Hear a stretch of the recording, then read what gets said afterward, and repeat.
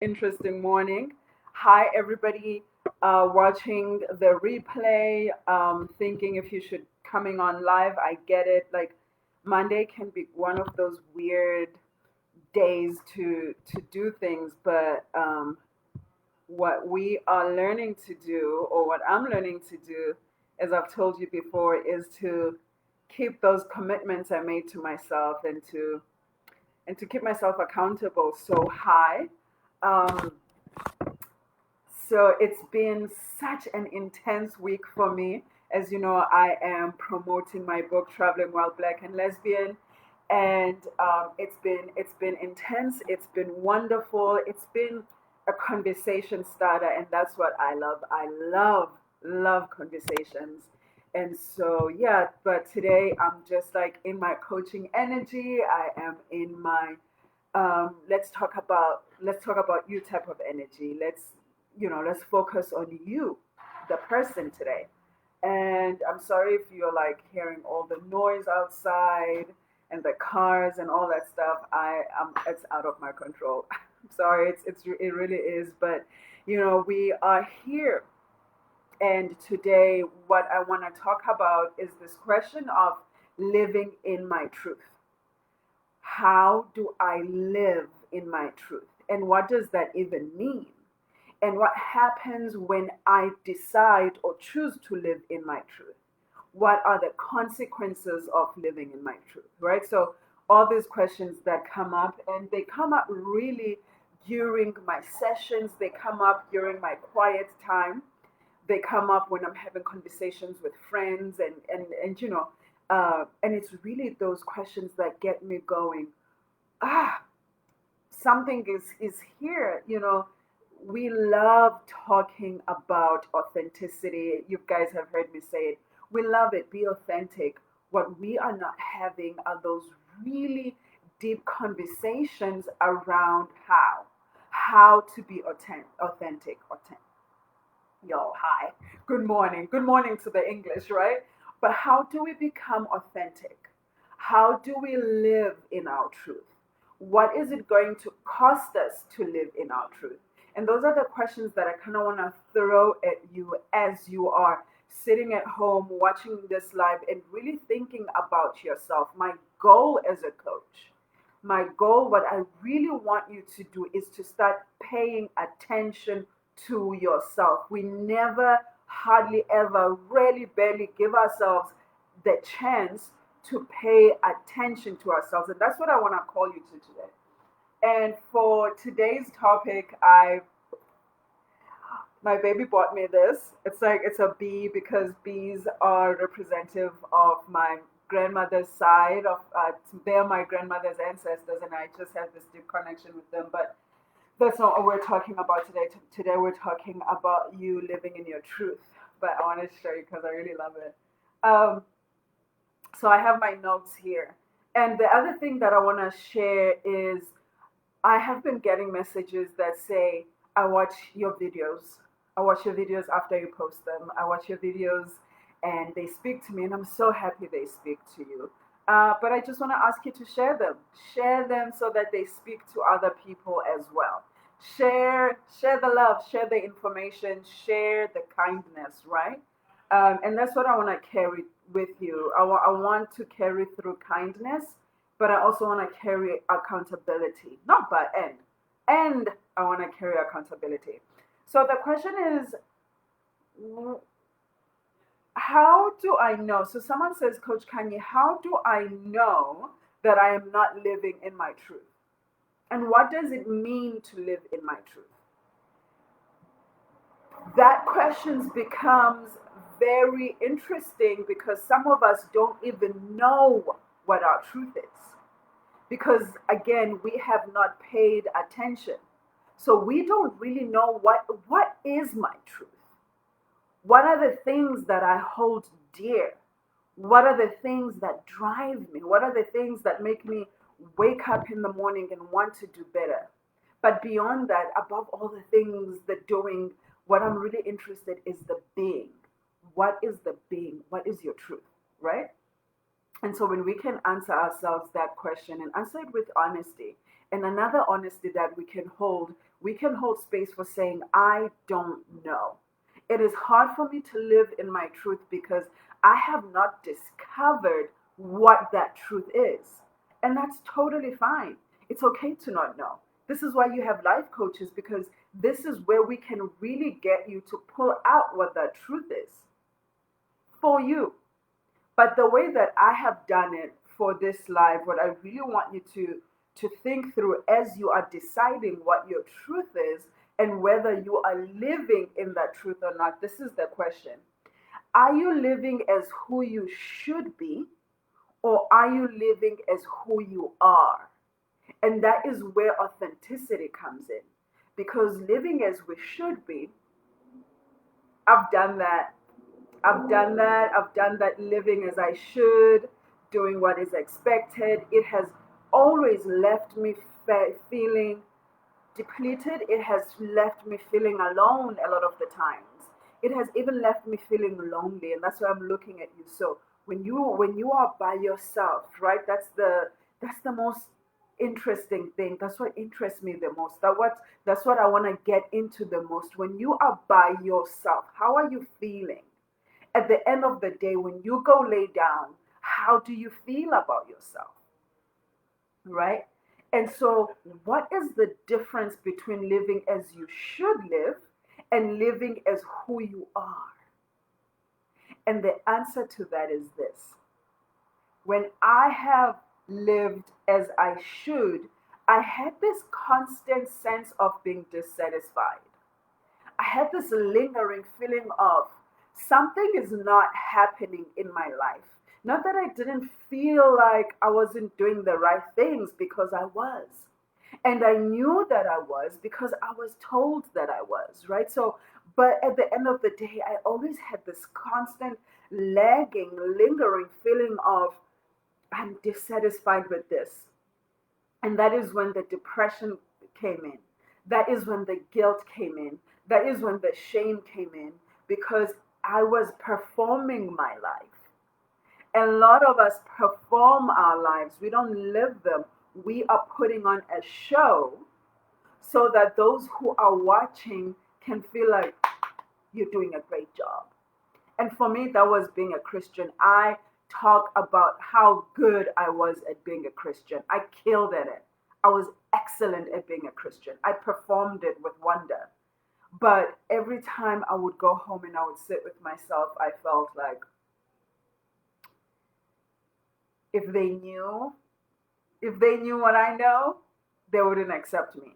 So I continued living like that because I had not, I was not comfortable with my own truth. Hi, person. And so, and the other thing is when we are, I think I touched on it a little bit, but when we are not living in our truth, we feel lonely. One of the deepest questions my brother asked me, and I was like, oh wow. My brother said, Khanyi, he texted me, he lives in South Africa, and he said, what is the difference between being lonely and being alone? What does lonely feel like? And I said to him, alone is when you are comfortable, when you can go, oh, I'm at home by myself and that's okay. Lonely can feel painful. It is that pain you feel. And the thing about lonely is you can be in a room full of people and still feel alone because it is an inside job, right? And so, and I said that to him, and he said, I think I'm lonely. And I was like, that's it, and that's okay. And so, when you are not living in your truth, when you are living as how you should live, there is that sense of being lonely, that sense of being by yourself. Even when you are in a room where you are filled with people, you still feel lonely. And that's depression and anxiety and all these things manifesting, but you can't explain it and you feel like, oh shit, I really feel alone. And that's how that is too. And also, there's this feeling of being uninspired, because how can you be inspired when you are not living in your truth? You're not inspired to do anything. Waking up is sort of like, all right, I guess I got to. But when you begin to live in your truth, you are excited more. I mean, not every day. Like I live in my truth, and right today, just today, I felt like, could have just stayed in bed. But the difference is that that feeling is not perpetual for me because I live in my truth, because I live in who I am and I am comfortable with who I am, you know? And so that feeling of being inspired and feeling unmotivated. And the biggest question that I want to ask you as you are thinking about your own truth, as you are thinking about, am I living in my truth? But remember what I said in the beginning. Do you even know what your truth is? Do you know what your values are? Do you know what your morals are? I'm not talking about the morals that people tell you to have or the values that people tell you to have, but I'm talking about the morals that you have created for yourself and by yourself because they feel good to you. My values are kindness and compassion and empathy, and to allow people the space to be who they are, judgment free. And when I say judgment free, I have had people tell me some shit, and I'm like, that must be great for you. It excites you. And so those are my values, creating a world where people are okay being in the fullest expressions of themselves, right? And so the question that I have for you, and I really want you to think through this and to write it down. One of the things that I get my clients to do is write a mission statement. Write a mission statement. Think about it. Don't just write what you've heard people say. Really think about, does this suit who I am, who I am becoming, who I want to be? Write that shit down. And also, it's, how do you feel when you are alone? For me, those questions of, am I being honest? Am I being truthful with myself, with those people around me? Those questions hit me the most when I am alone. But what we have mastered as human beings is numbing. We numb with television, we numb with alcohol, we numb with filling our time with everything, we numb with work, we numb with sex, we numb with everything that we can find that will just divert our attention away from ourselves. And so even when we are alone, we still don't give ourselves the chance to discover how we feel. And so at the end of the day, when you have done the shit that needs to be done, how the fuck do you feel? Do you feel like this is it? This is it right here? Or do you feel like, whoa, I don't fucking know who that person is, and I gotta get this shit together? Do you know what I mean? Like, how do you feel when you're by yourself? And the next question that I have, and this comes up a lot with my clients, it comes up a lot with, uh, yeah, my clients, it is this. I know I am not living in my truth. I know I'm not living in my truth. I know at the end of the day that that person who was at work, that person who was at that party hanging out with those friends, that's not who I am. But something is stopping me. And above all of those things, it is fear of not being accepted. We don't live in our truth because we are afraid that when people find out, when we get found out, when we allow ourselves to live in our truth, people are not going to accept us. I've experienced that. I really have. I've experienced not being accepted. I've experienced being rejected. But I have also experienced the real, true, authentic connections that we create when we begin to live in our truth. Because now what we put out in the energy is people who are in the same space. And for me, I have felt so much love since coming out, since saying I'm a life coach, since every time I have decided this is who I'm going to step out to be.